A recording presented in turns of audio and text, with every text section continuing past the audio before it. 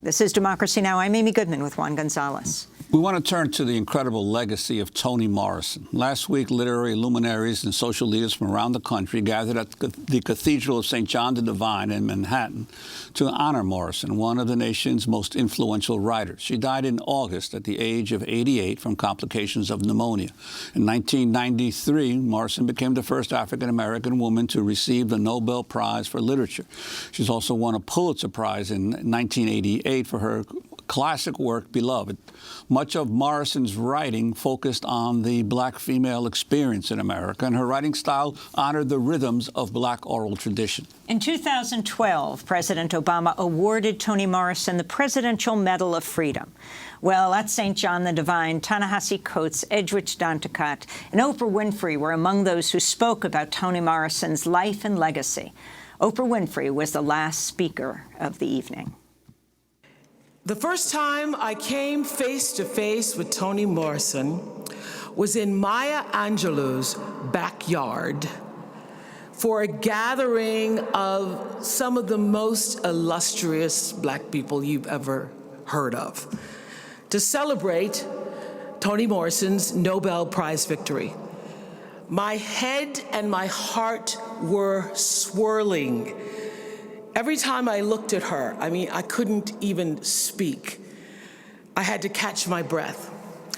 And I was seated across from her at dinner, and there was a moment when I saw Miss Morrison just gesture to the waiter for some water, and I almost tripped over myself trying to get up from the table to get it for her. And Maya said, "Sit down."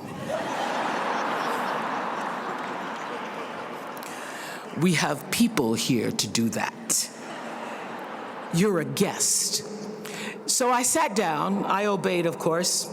But it was not easy, I tell you, to sit still or to keep myself inside my body. I felt like I was all of 7 years old, because after all, she was there. And so many others that day. Mari Evans, Sister Angela Davis was there, Nikki Giovanni was there, Rita Dove was there, Toni Cade Bambara was there. It was a writer's mecca. And I was there, sitting at the table, taking it all in. And as I look back, that day remains one of the great thrills of my life. You know, I didn't really get to speak to Toni Morrison that day. I was just too bedazzled.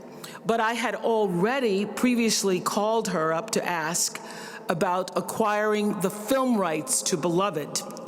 After I finished reading it, I found her number, called her, and when I asked her, is it true that sometimes people have to read over your work in order to understand it, to get the full meaning? And she bluntly replied, "That, my dear, is called reading." I was embarrassed,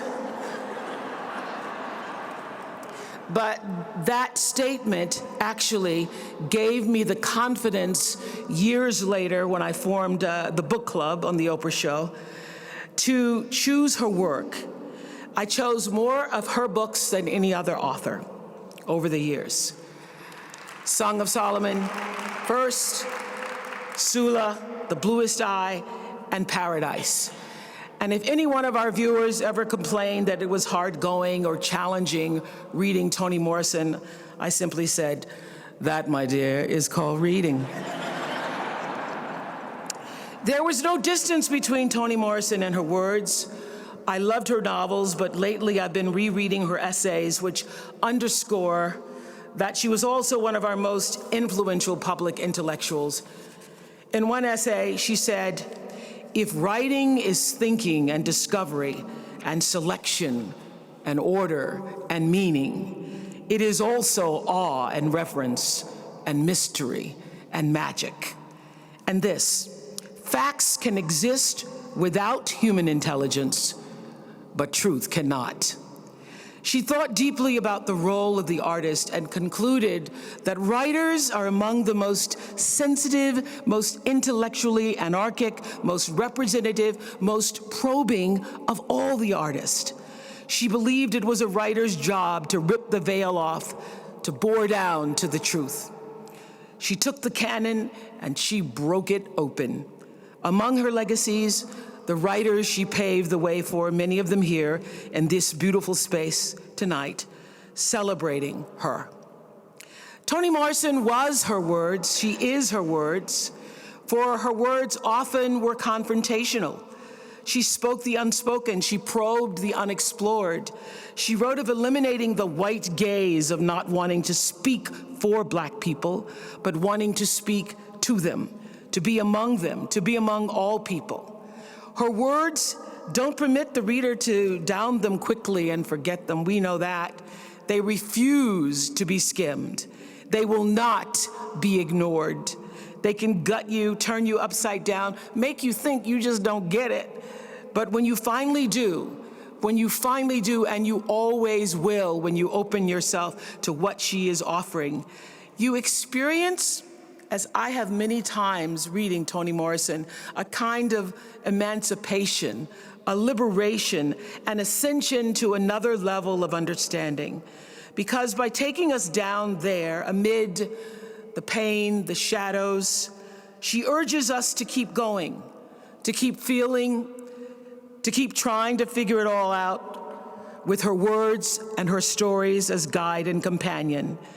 And she asks us to follow our own pain, to reckon with it, and at last to transcend it. And while she's no longer on this earth, her magnificent soul, her boundless imagination, her fierce passion, her gallantry. She told me once, "I've always known I was gallant."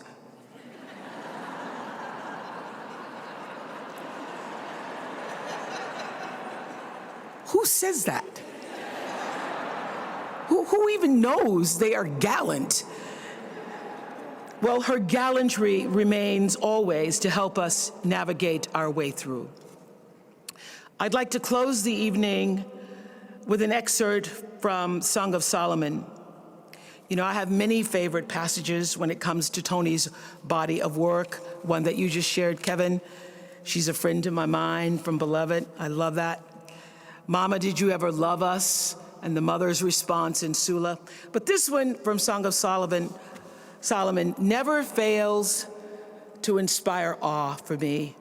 And for that and so much else, I say thank you to this singular, monumental, gallant writer. He had come out of nowhere, as ignorant as a hammer, and broke as a convict, with nothing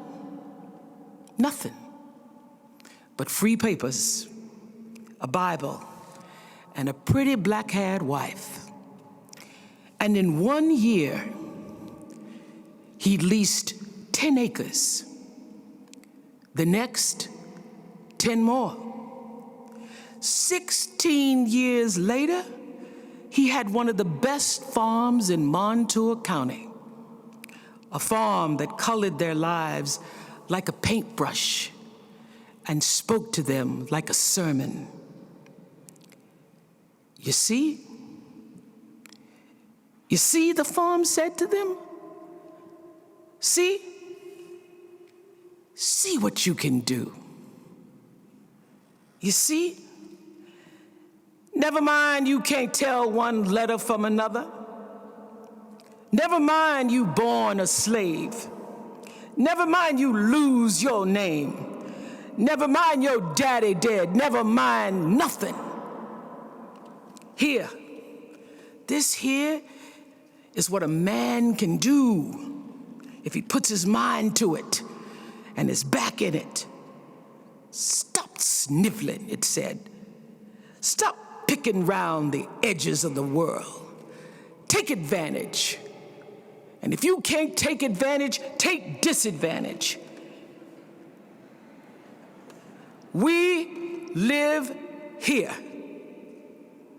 We live here. On this planet, in this nation, in this county. Can't you see that? Can't you see? We got a home right here in this rock, don't you see? We got a home in this rock, and if I got a home, you got one too. So grab it. Grab this land. Take this land. Hold this land, my brothers. Ain't nobody crying in my home.